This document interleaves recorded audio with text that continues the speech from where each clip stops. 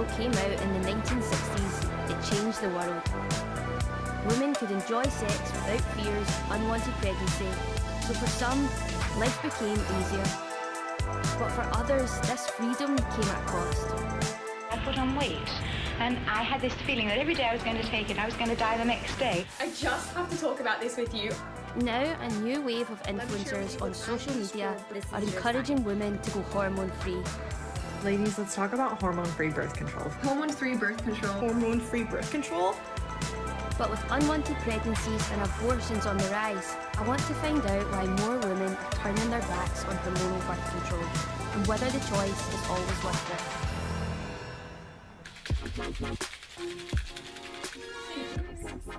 Hayley, Rebecca and Mia all have stories about contraception. Some good and some bad. I am a big believer in contraception. I would never not take it. I'm quite forgetful, you know, anytime I've been on the pill, maybe like 3 days later and I'm like, oh, if I not took that in a couple of days? I've been on like so many types of contraception. So implant was the first one, then the mini pill, then the patch, then the Marina coil, and now I'm actually on the Jaylina. What's that? It's just a smaller coil. Oh, okay. They all have really funky names. And now, like, I've found a contraception that works for me and I can live my life without worrying about getting pregnant. So I've been on the combined pill since I was 14 or 15. I went on it to manage difficult periods at the time. Yeah, it's just worked for me for day one. When birth control works well, it can be really freeing. But there's a downside, side effects. Maria says she had a bad experience with the implant, a little rod that sits under the skin and releases hormones. My anxiety was completely spiralling out of control. I was scared to go outside my flat, I was scared to go to Tesco's, I was calling in sick to work. That was probably one of the darkest moments I've been in. I went from like a size 6 to 8 to like a size 14. I had to keep buying new clothes and that would then have a detrimental effect on my mental health. I almost like stopped eating at some points because I was trying to shift the weight and I couldn't. It's pretty common for other women to report side effects like Maria's. But is it just a women's problem? I've come to Uddingston to ask a bunch of barbers what they know about birth control. Hi. Can you name 5 different types of contraception? Implant, the pill, coil, a condom, and that's it. Can you name 5 different types of side effects women can get from contraception? Like their mood could change, gain weight or lose weight. Weight gain, maybe like a change of mood, kinda. Do you get a loss of appetite as well? Is that something? They know a bit, but have they ever really had to think about it? If you could guarantee that you could never get someone pregnant and you could take a pill every single day, would you take it if it meant that you might gain weight, lose your sex drive? I'd take it, aye. Do you know what I mean? Instead of my missus constantly taking it and having to worry about these things. You would take it, but then if these things started happening, well, personally, I would definitely come off it. If I started gaining loads of weight and all that, 100%. Aye, because you would feel terrible, wouldn't you? Aye. But I suppose that is what women feel like. Aye, I know. Like but then at the same time, they should come off it. So then they come off it and then they want you to start using condoms, what you saying then? You just use a condom. I would just use the condoms. Be careful. How do you feel about condoms? I don't really ever use a condom, to be honest. Why is it you don't like wearing them? It's just not as good, I don't know. Not something I keep in the drawer. I would never refuse. If she said, then I would obviously use one, but I just don't keep them. Do you think it's fair that the way things are just now, women take on most of the burden when it comes to preventing pregnancy? It's obviously not fair, but there is a lot more options for women. There's not that many for guys. I don't think it's fair, but like in a way, like guys have got it all right. Do you know what I mean? And that's why they're quite reluctant to probably pursue male contraception, do you know what I mean? I don't think it's fair. I would like to see more options available for guys. But almost every week, some more or less frightening report appears in the press. Women have complained of birth control side effects for decades. That I got fatter. Sore heads and no backaches, and I couldn't be annoyed with sex. Birth control was ruining my life. But in more recent times, there's been a growing backlash on social media. Birth control is this generation's cigarettes. Videos about quitting birth control have exploded, with millions of views.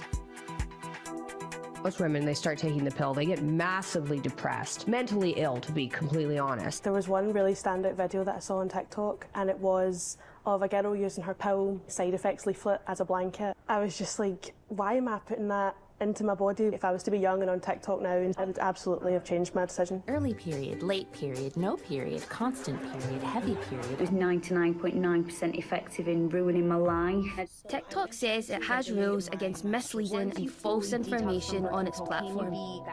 I showed some of these videos to Dr. Sinead Cook. She's a sexual health consultant who's concerned about what young people are seeing on social media. Did you know that birth control pills are actually classified as a Class 1 carcinogen? The way that that's said sounds very scary. The pill is not something that causes cancer. It can increase the risk of some cancers, but it also decreases the risk of other cancers. That would be really off-putting to starting hormonal contraception.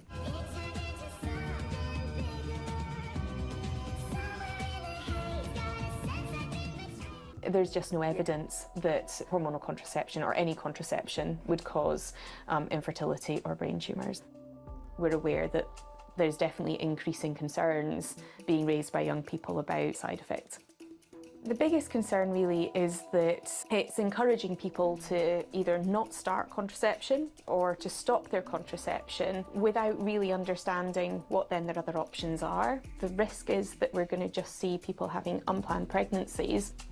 TikTok told us that they've reviewed the content we flagged to them and taken down videos that violate their rules on medical misinformation. Let's take control of our fertility. So-called natural alternatives to hormonal contraception are everywhere on social media, from the fertility awareness method to period tracking apps. One popular app is called Natural Cycles. With 2.5 million registered users, it sells itself as digital contraception. The company behind it says it is 93% effective with typical use, the same they say as the pill. And influencers advertise it a lot. This is my app. For Amelia, it's worked for 5 years. She tracks her fertility by measuring her temperature. You press the button, so you just put it under your tongue and you wait for it to beep. Like that, and it'll tell you what your temperature is. So you put in your temperature for the day. If you're sick, it could change your temperature, obviously. Like if you didn't sleep very well, if you're hungover, then it kind of like discounts your temperature for that day. That's something that I would really worry about. Like if you have a long lie or you're hungover, it would affect how accurate it is. Yeah, which it definitely does. So it like rules out that whole temperature for that day. It tells you when you're not fertile and when you're fertile. So when it says not fertile, it's safe to have unprotected sex, so you don't need to use a condom. If it changes to red, that means you need to be more careful and use a condom if you're having sex. It's made a big difference in that I'm not reliant on a hormonal pill every day that could mess with my mood, can mess with my natural period. Like I feel quite regular and comfortable. That it does take a lot of work on your part to get used to taking your temperature and putting it in the app. Do you think that that's made clear for people who might just be starting out using the app? It's not clear from the beginning that it's going to take you a long time. I think it should be really clear from the get-go that it's like a big commitment. It works for Amelia, but does it work for everyone? Hi. Meet Penelope, Matilda's much loved but very unexpected baby girl. Boo. Matilda tried the pill, the injection and the coil, but none of them suited her. I went back to the doctors and I said, I don't feel like anything's suiting me. I've been doing this for like 8 years at this point, from like 12 to 20, where I'm either bleeding all the time or not bleeding or suffering and in pain, and they just kind of turned around and said that there wasn't really anything that you could do to help with that.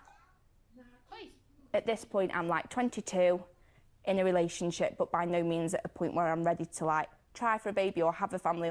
She says she found Natural Cycles advertised on social media and followed the app's instructions immediately. I just saw, I think green and red, most people think if you sat at a traffic light, red means stop, green means go. I assumed the fact I'd entered my data meant that they knew enough about my body and my cycle that I could be having unprotected sex. I had been using it from the December, and by the January I'd found out that I was pregnant. It just wasn't something I think I was quite ready for at the age I was maybe. Obviously I've come to terms with it and I love it now, but it was definitely a massive shock. Natural Cycles says the app is effective from day one and that it will only give you green days when it has enough data to do so. I think effective from day one is like a very bold statement to make. I think the app putting something forward that after 6 months you can be having a happy and hormone-free life, that would be a better statement to make than saying it's effective to day one, but that was definitely what attracted me to the app in the first place. It's been such a challenge, but obviously one of the best things ever. She's been brilliant. For someone who maybe getting pregnant today wasn't quite the plan, but if it happened it would still be a happy surprise, then methods that are a bit less effective, like the period apps, can be great for them. But for somebody who really doesn't want to be pregnant, actually ditching potentially a very effective method of contraception for an app that requires a lot of user input and might be less effective is really worrying. Natural Cycles told us that no method of contraception is 100% effective, even when used perfectly. In a statement it said less than 1 in 100 women become pregnant due to the algorithm assigning a green day when a user is fertile. And the method's real-life effectiveness is the same as its published rates.